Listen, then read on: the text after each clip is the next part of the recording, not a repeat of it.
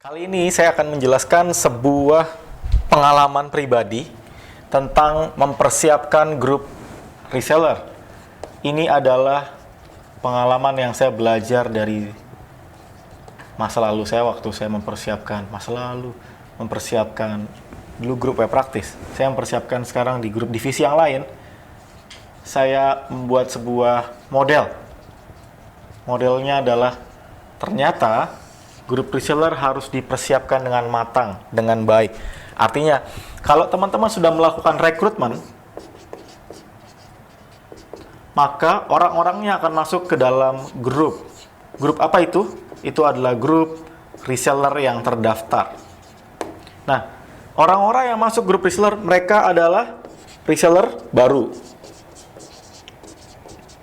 Oke, reseller baru masih belum tahu apa-apa, benar? Mereka perlu belajar.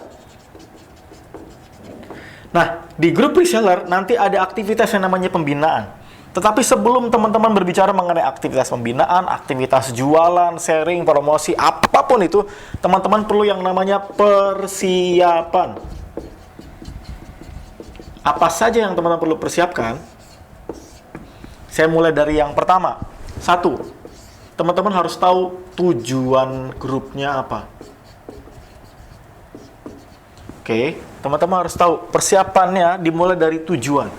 Teman-teman ketika reseller masuk ke grup teman-teman harus memberikan info tujuan teman-teman ke situ ngapain. Info ke reseller. Perlu diinfo, teman-teman harus kasih tahu tujuan grup ini adalah koordinasi antara owner dan reseller. Oke? Kebayang? Teman-teman harus firm dengan tujuan teman-teman. Tujuan adalah koordinasi antara owner dan reseller dengan tujuan closing, omset, jualan. Oke? Tapi teman-teman nggak akan bisa kalau teman-teman tidak punya tujuan. Tujuannya apa? Koordinasi. Turunannya banyak. Turunan mulai pembinaan, aktivitas, jualan, sharing, interaksi, tanya jawab, briefing, apapun. Tapi saya akan mulai dari tujuan grup itu. Tujuannya adalah koordinasi. Oke? Tujuannya koordinasi. Lalu yang kedua adalah menentukan grup. Ada WhatsApp, ada Line, ada Telegram. Buat saya, terserah. Teman-teman boleh pakai WhatsApp, boleh pakai Line, boleh Telegram. Tapi saya mau cerita sedikit. Pengalaman saya menggunakan ketiganya. Saya menggunakan Telegram pernah, tetapi karena tidak semua orang pakai Telegram, itu menjadi satu hal PR. PR-nya adalah selected banget. Orang yang masuk Telegram adalah orang-orang yang punya Telegram. Kalau nggak punya, bingung nanti mereka. Dan yang kedua, kelemahannya adalah Telegram ini tidak semua orang aktif bermain Telegram. Oke. Yang kedua, Line. Orang banyak yang main Line, tapi beberapa orang ngelihat Line itu seperti apa ya? Terlalu anak muda banget. Jadi ada emoticon itu. Jadi akhirnya orang fokusnya malah share emoticon. Saya pernah. Yang WhatsApp ini lebih aman. Ini lebih aman dibanding Line atau Telegram. Kenapa? Semua orang pakai. Ringan. Semua orang pakai ringan, sehingga orang gampang masuk ke WhatsApp, menentukan grup. Jadi teman-teman bisa maksimalkan grupnya ketika teman-teman sudah tahu orang yang pakai WhatsApp banyak. Yang ketiga, teman-teman punya batasan. Batasan grup. Kalau saya boleh sarankan, usahakan di grup itu minimal banget. Reseller itu ada 50. Maksimal banget itu 200. Ini minimal, ini maksimal. Kenapa Mas Hermas? Kalau di bawah 50 nanti sepi, nanti krik-krik. Tahu krik-krik? Kita posting apa nggak ada yang nyaut. Posting apa nggak ada yang nyaut. Krik-krik. Kayak jangkrik. Sedih banget. Tapi maksimal 200, jangan lebih. Nanti terlalu banyak, banjir chat. Makanya saya kurang suka kalau Telegram tuh yang pakai grup, super grup tuh yang 5.000. Satu grup bisa sampai 5.000 orang. Itu saya tinggal sedikit, ada 500 yang chat. Dan saya bingung jawabnya satu-satu, karena banyak banget. Oke? Saya prefer maksimal 200, minimal 50. Kami di Etnovet Group, divisi-divisinya minimal 100, maksimal 180, 190. Oke? Boleh, teman-teman boleh maksimalkan apa saja. Tapi, teman-teman boleh maksimalkan sampai 200, tapi ada batasan minimal dan maksimal. Oke? Yang keempat, teman-teman mulai mempersiapkan yang namanya aktivitas. Apa saja aktivitas di grup? Aktivitas yang pertama, teman-teman perlu melakukan yang namanya perkenalan. Apa saja yang dikenalin? Member baru, perkenalkan tim, admin. Perkenalan apa? Perkenalan grup umum. Lalu teman-teman mulai memperkenalkan, saya bikin A, ini yang bikin B. Info produk baru atau lama. Yang C, info promo. Lagi ada PO, lagi ada promosi, atau lagi ada diskon. Yang D, info atau pembinaan, info tips atau pembinaan. Oke, ini aktivitas-aktivitas yang teman-teman bisa lakukan. Oke, ini aktivitas yang teman-teman bisa lakukan. Lalu diselingi itu semua aktivitas, ada yang namanya interaksi, ada yang namanya tanya jawab, ada kulwa, ada sharing, ada materi, ada tips, dan lain-lain. Intinya bebas, teman-teman nggak kaku di dalam grup itu, bebas. Tapi semua dalam koridor. Membicarakan tentang reseller activities dan produk internal. Jangan produk orang. Produk internal. Jangan tiba-tiba reseller malah ngomongin produk orang, apalagi iklan. Waduh, nggak boleh. Oleh karena itu saya membuat persiapan kelima.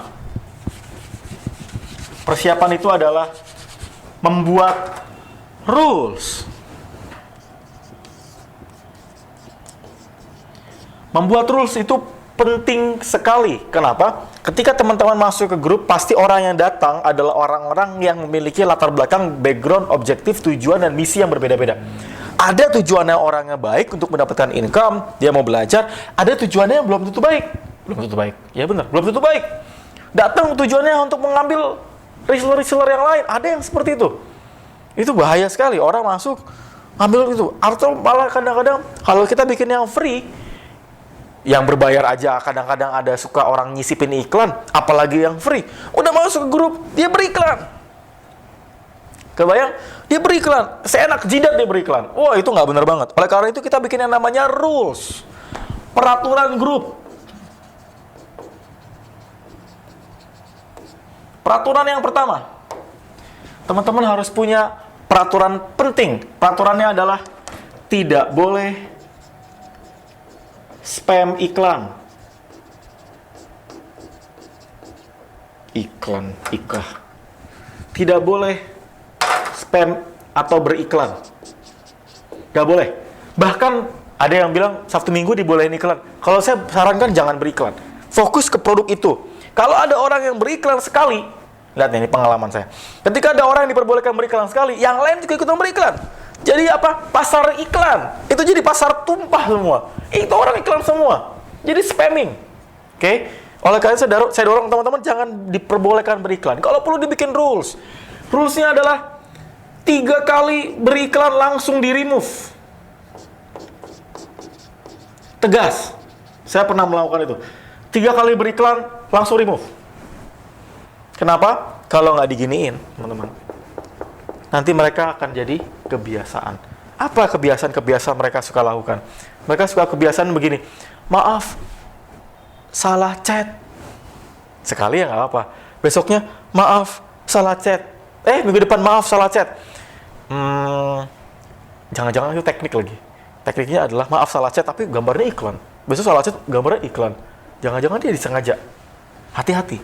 Yang kedua, no sara dan politik. Akhir-akhir ini ada bahasan-bahasan politik yang begitu panas. Saran saya jangan dibahas di grup. Saya pernah punya sebuah pengalaman. Salah seorang teman, dia membahas sedikit tentang sara dan politik dalam sebuah grup. Karena semua orang punya background yang berbeda. Ujungnya apa teman-teman? Teman-teman tahu ujungnya apa? Itu chaos. Ramai banget. Akhirnya si pemilik grup itu malah jadi bingung. Sama member juga malah bingung. Karena kita nggak bisa, ada orang nggak, saya mempertahankan ideologi ini, tapi ujungnya sara politik ini horizontal. Nggak ada habisnya. Semua orang menganggap dianya benar. Makanya jangan 3 kali posting ini remove.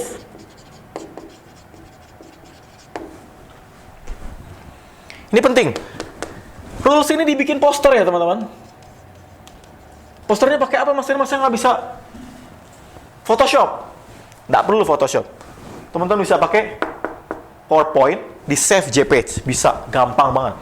Gimana caranya mas? Buka PowerPoint, bikin tulisan, kasih background yang sederhana, oke? Judul, tulisan rulesnya apa? Save as. Pada saat save as ada pilihan JPG. Teman-teman bisa jadi JPG sendiri, oke? Nggak perlu aneh-aneh, oke? 3, tidak boleh posting hal negatif atau pornografi. Ini wajib ya. Hal negatif itu maksudnya omongan-omongan negatif, sumpah, serapah, apa hal yang negatif, yang ngomong-ngomongnya kasar di grup. 3 kali juga akan di-remove. Oke. Yang keempat,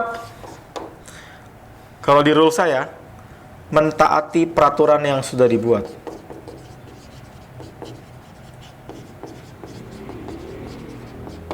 Peraturan teknis, peraturan pemesanan, peraturan orderan, peraturan tidak boleh melakukan hal yang ini atau hal ini, tidak boleh melakukan fraud atau penipuan. Teman-teman bikin peraturan itu di grup. Oke.